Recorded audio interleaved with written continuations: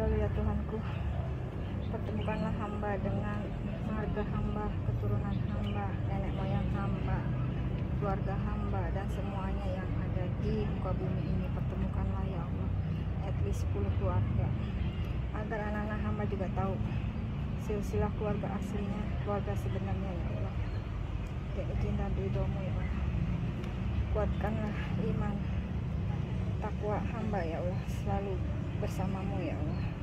Walau apapun halangan, rintangan, cobaan duniawi yang akan berlimpah, tidak akan melupakan hakikat hamba sesungguhnya, yang akan melupakan takdir sebagai kepajangan tanganmu ya Allah.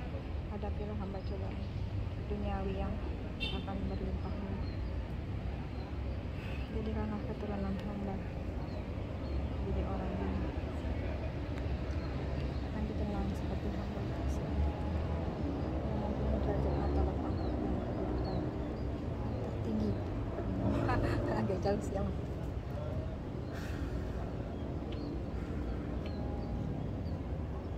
Temukanlah hari ini ya Allah, di tahun kelinci ini hamba menyimak misteri yang ada di dalam diri hamba, yang ada di tubuh hamba. Semuanya hamba ingin membuka misteri dengan kisah nyata, kisah sesungguhnya, dengan keadaan sesungguhnya, agar anak hamba Nirwana juga mengetahui background silsilah keluarga hamba yang sesungguhnya juga.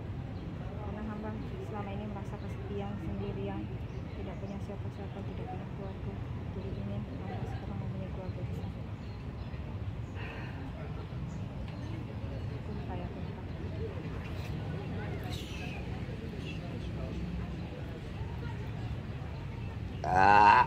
Dah, yuk.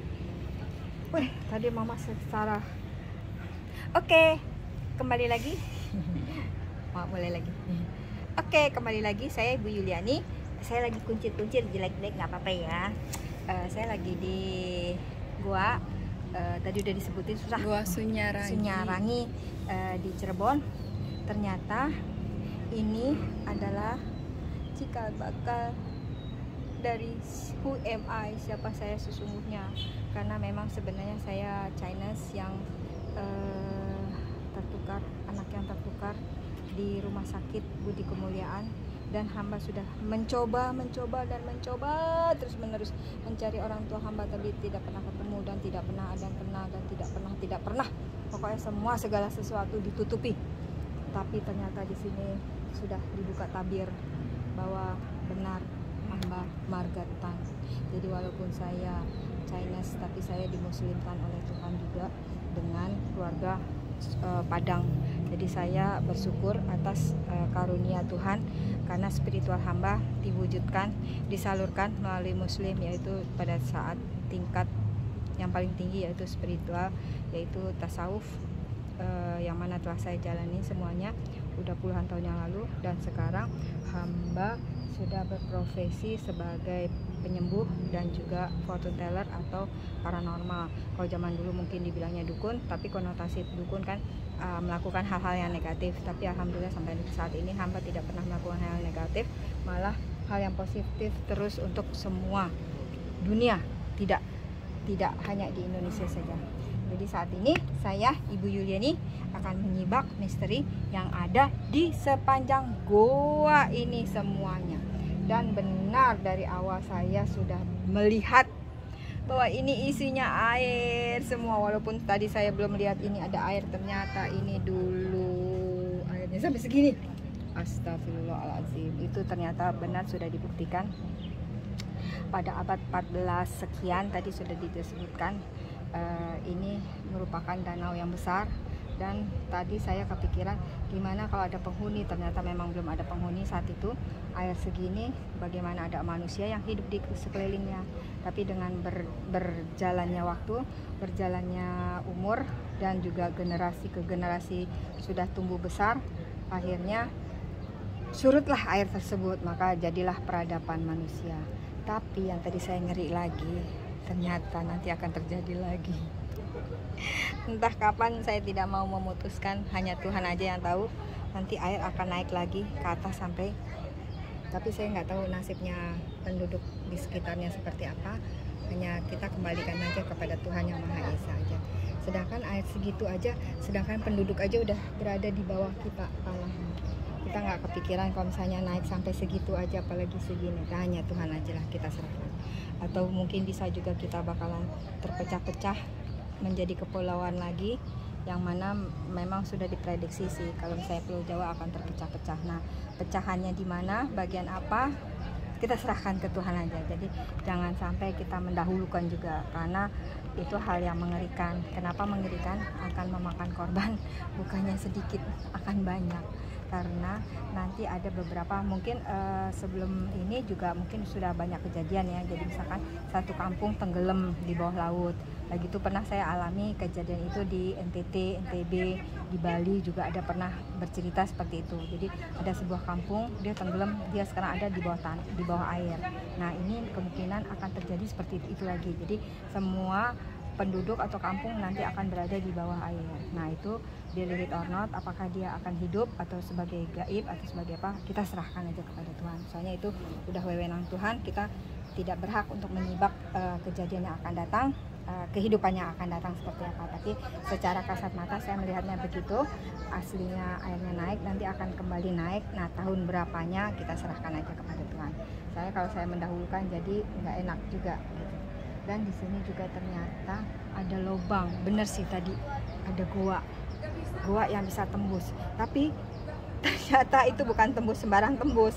Yang tadi bilang ada kan yang bilang ke Mekah, ke Cina, ternyata Meraga Sukma gitu. Jadi bukan beneran jasad, ini dia Meraga Sukma. Jadi ada seseorang, sebenarnya itu cerita dari seseorang spiritual tingkat tinggi. Jadi dia pernah di situ duduk. Pada saat duduk dia benar sama jasmaninya, bukan Meraga Sukma lewat roh, makanya dia juga kaget. Jadi begitu dia meditasi begini, begitu dia melek, hah, saya ada di mana nih? Nah, seperti itu kayaknya kejadian. Tapi dia memang kakek-kakek udah berjenggot gitu, dia tanpa sengaja dia lagi tuh berteduh gitu. Jadi berteduh ke tempat tadi nanti kita tunjukkan guanya. Nah, pada saat itu dia nggak ngeh kalau itu bisa kejadian dengan jasmani. Nah, dia juga nggak sadar gitu. Kalau Meraga Sukma kan rohnya aja melayang-layang. Nah, ini begitu dia tuh. Jadi kalau misalnya ada film Time Tunnel itu benarnya ilmu spiritual tingkat tinggi sih sebenarnya, bisa berada dimanapun. Nah, teknik secara teknologinya ya hanya Tuhan lah ya, kita nggak bisa merekayasa seperti itu. Jadi begitu dia melek, wah, saya ada di mana nih? Kok suasananya beda? Kok limbonya beda? Itu beneran kejadian 100%. Tapi kapan Masehinya saya nggak bisa memprediksi tepatnya, angka tepatnya tidak tahu, tapi saya mengetahui jasad bentuk watak orang yang melakukannya. Jadi dia memang berjenggot putih, agak tinggi, kurus, badannya gede. Dia lagi bermain ke daerah sini dan dia ingin beristirahat. Begitu istirahat dia langsung meditasi. Begitu meditasi dia berada di tempat lain. Jadi kalau misalnya dulu atau sekarang saat ini zaman now ada istilah time tunnel, itu benar kejadian di kehidupan nyata. Jadi bukan hayalan atau rekayasa. Dan begitu juga yang ke Cina. Jadi begitu dia udah gitu dia sampai shock gitu, jadi dia begitu udah nyampe dia nggak mau kemana-mana, dia duduk aja karena dia kaget, lah kemana nih. Jadi udah begitu itu dia memohon lagi kepada ya Allah, kembalikanlah hamba ke tempat hamba semula. Langsung balik lagi berikut jasadnya. Jadi dia memang nggak sempat kemana-mana. Jadi pernyataan bisa terbang itu bisa beneran, tapi dia tidak jalan-jalan keliling, dia cuma hanya melek, terpana, shock dengan keadaan lingkungan sekitarnya, terus dia balik lagi. Jadi dia nggak mau spekulasi kalau kejadian tersebut nanti kalau kelamaan, mungkin ada time tunnel itu ada batas waktunya, entah 24 jam entah apa, dia nggak bisa balik lagi. Nah, mungkin yang dia khawatirkan seperti itu, akhirnya dia balik lagi ke tempat asal semula. Begitu juga dengan yang China dia kan bisa menetapkan di situ, misalkan dia makan apa segala macam. Nah, saat itu dia juga mencoba lagi ke situ, ternyata bisa lagi dengan negara lain. Nah, setelah itu dia udah nggak mau lagi, dia takut. Soalnya takutnya yaitu sebenarnya time tunnel itu ada kadaluarsanya gitu. Jadi takutnya nanti nggak bisa balik lagi. Dia bingung gimana cara balik lagi kan ke tempat asal mulanya. Itu beneran kisah nyata. Jadi bukannya rekayasa atau apa, bukan.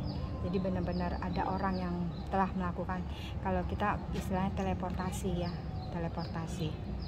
Oke, sampai di situ aja dulu, kita istirahat. Bye, makasih.